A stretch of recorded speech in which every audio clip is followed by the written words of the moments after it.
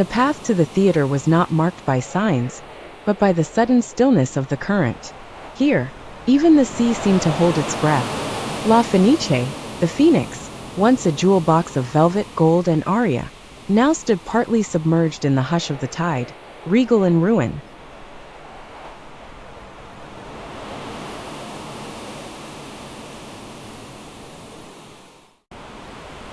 Its doors were lost to water. The marble foyer was a saltwater garden of ghostly opulence, carpeted in sea moss and scattered pearls that might once have been buttons or tears. The sisters approached slowly, as if nearing the ribcage of a sleeping giant. "This place has been born again so many times," murmured Corelia.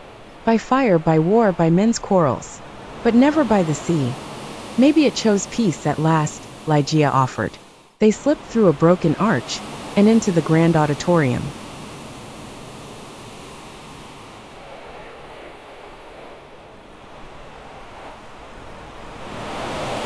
It was half filled with water and half with silence.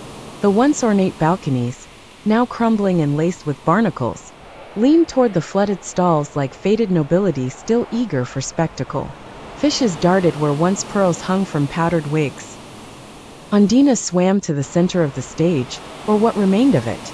The boards were warped, the red curtains collapsed in ribbons, but above her, the chandelier remained, cracked, tilting, yet still catching light like a thing unwilling to forget.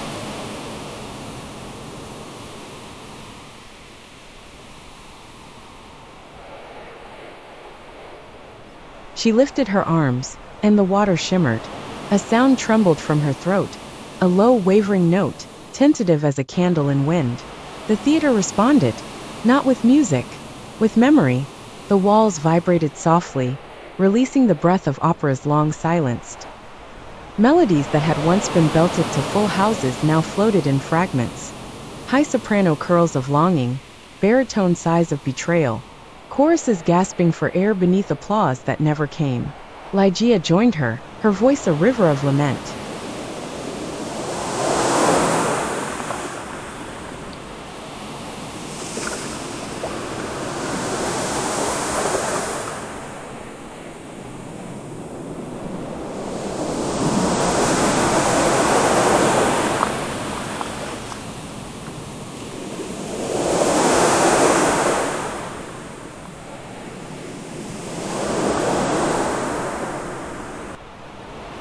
Corelia added harmony, fragile and strange, like wind through reeds.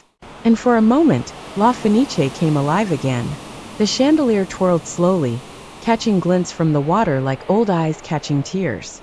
Along the balconies, shadows gathered.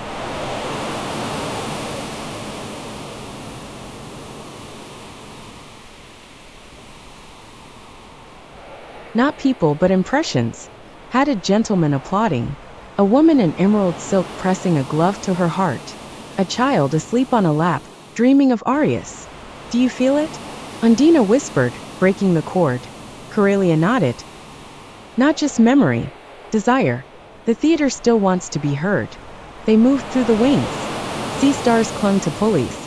Jellyfish floated where the orchestra once tuned their strings. In a forgotten dressing room, a cracked mirror showed no reflection.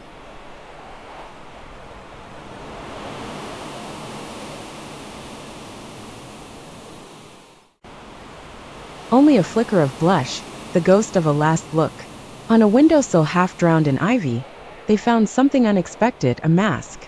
Simple white, with edges kissed by salt and gold. Ligeia picked it up, careful not to break it. "Carnival never truly ends here," she said. They carried it to the stage. Together, they placed it on a coral outcrop at center stage, a tribute. The theater accepted it. As they swam away, the air behind them filled with applause. Not loud, not forced, just soft clapping like rain on velvet. It echoed not in their ears, but in their hearts. And from the deep balcony, something, or someone sang a final note. One perfect high C that seemed to rise not through water, but through time.